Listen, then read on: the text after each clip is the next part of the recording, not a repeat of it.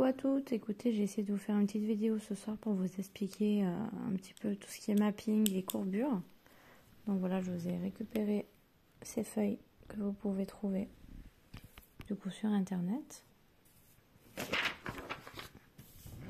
Donc on va commencer donc par les courbures. Donc les basiques, vous avez donc la courbure B où vous trouvez plusieurs épaisseurs. Donc là, ça, les 0,05 et 0,07, c'est plus pour du volume. Si vous voulez faire du cil à cil, on sera sur du 0,12, 0,15, voire 0,20. Mais 0,20, je déconseille car ça abîme un petit peu les cils. Donc restez sur 0,15. Toutes les longueurs qui existent, la forme de la courbure B. Et du coup, le B, c'est pour un effet naturel. Les courbures B, clairement, je pense pas que vous en trouviez beaucoup. La courbure qui est basique, c'est la courbure C. Donc pareil, vous retrouvez en 0,03, 0,5, 0,7, c'est pour du volume. 0,10, 12 et 15, c'est pour du cil à cil. Toutes les tailles que vous pouvez trouver. La forme du C est extravagant parce que c'est une courbure plus accentuée. Mais c'est une courbure qui est en parfaite harmonie avec les cils naturels. C'est la courbure qui suit au mieux le cil naturel. Ensuite, vous avez les courbures D. Donc pareil, 0,3, 0,5, 0,7, c'est pour du volume. Et le reste, c'est pour du cil à cil. Donc toutes les longueurs qui existent. Et la courbure D, vous voyez que déjà la virgule elle est plus intensifiée. Donc c'est vraiment, voilà, ça l'affiche aussi, c'est pour avoir un peu plus de courbure que du C. Sachant que maintenant vous aurez des courbures CC qui se retrouvent donc entre le C et le D. Donc si vous hésitez des fois entre le C et le D, le CC c'est parfait. Le D+, franchement le D+, il ressemble plus à du LC.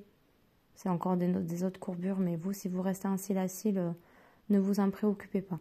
Donc les courbures B, c'est vraiment fait pour des cils vraiment naturels, mais celles qui vont vouloir poser des extensions, cette courbure, clairement, il faut l'oublier. Voilà.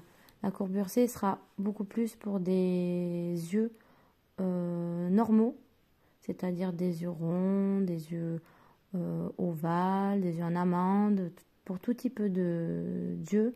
Le C, il faut juste à faire attention, c'est que si il y a des clients qui ont des paupières qui sont tombantes ou des paupières inexistantes ou tout ce qui est paupières tombantes comme les personnes âgées par exemple, la courbure C est idéale. Il ne faut pas prendre la courbure D parce que ça sera trop courbé et la pointe là risque de toucher les paupières. Donc la courbure D est vraiment bien pour les filles qui ont des cils plats, vraiment très plats, voire même des cils qui ont tendance à piquer vers le bas. La courbure D va venir corriger ça. La courbure D va venir également corriger les personnes qui ont les yeux un peu asiatiques. La courbure D est parfaite. Mais pour les yeux asiatiques, moi j'ai une préférence pour la courbure donc CC, qui là n'est pas écrit.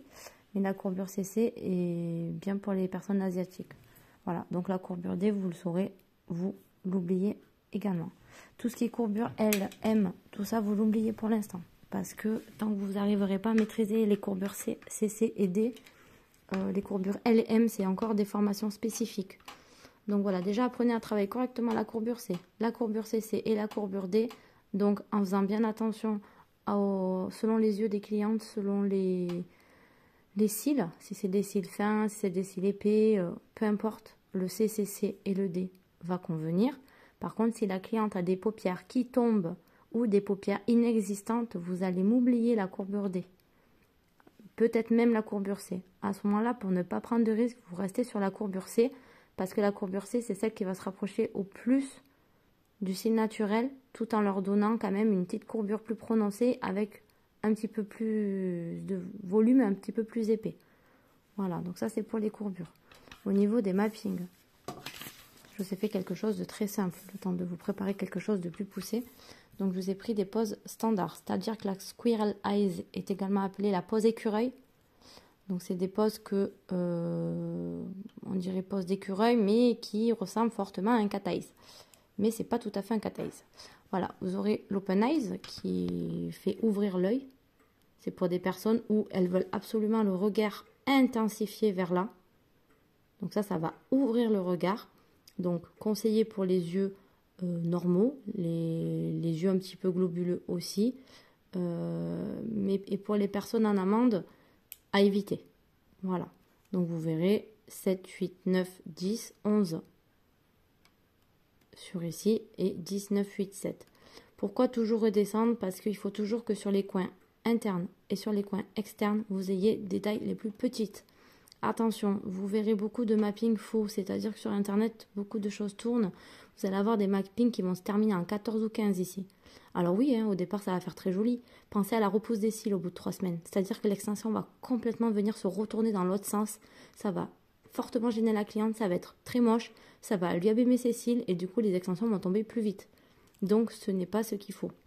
Voilà, donc quand la cliente aura les yeux fermés, pensez bien que quand l'œil sera fermé, coin interne, ici, le milieu de l'œil, il est ici. Et le coin externe, il est ici. Et après, vous tracez vos petits chiffres.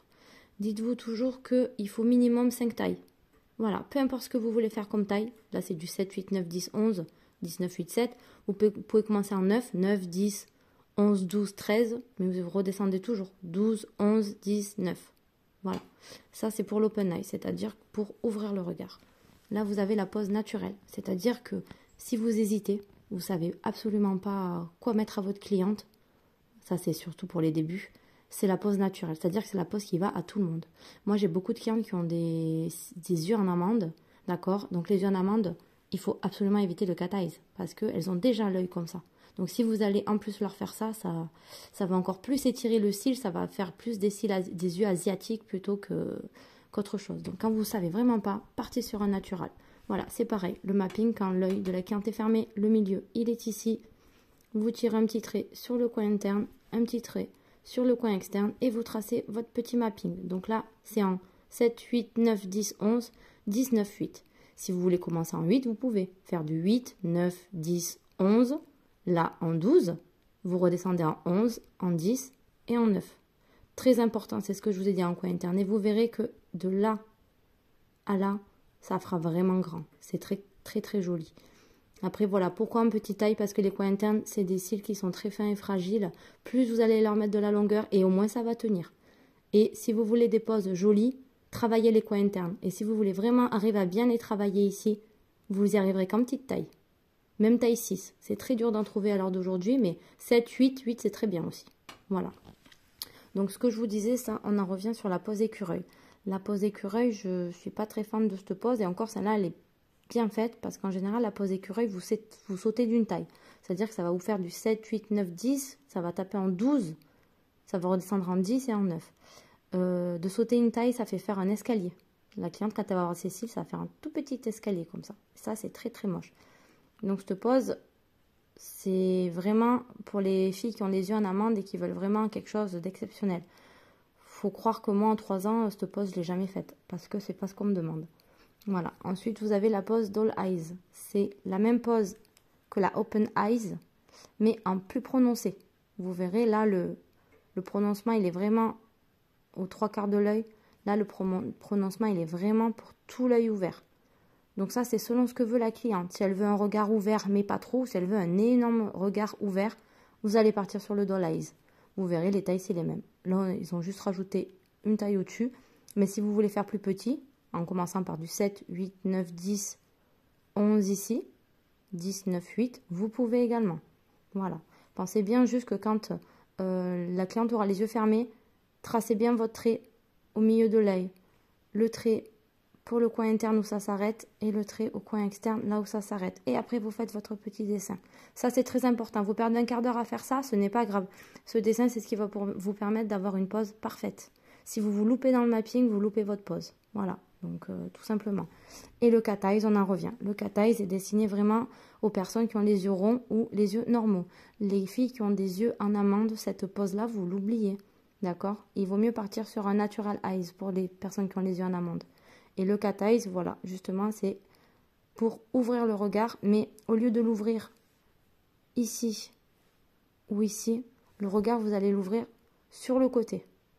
Un peu comme le natural eyes, sauf que le natural eyes, vous allez voir, la longueur, elle n'est pas très longue.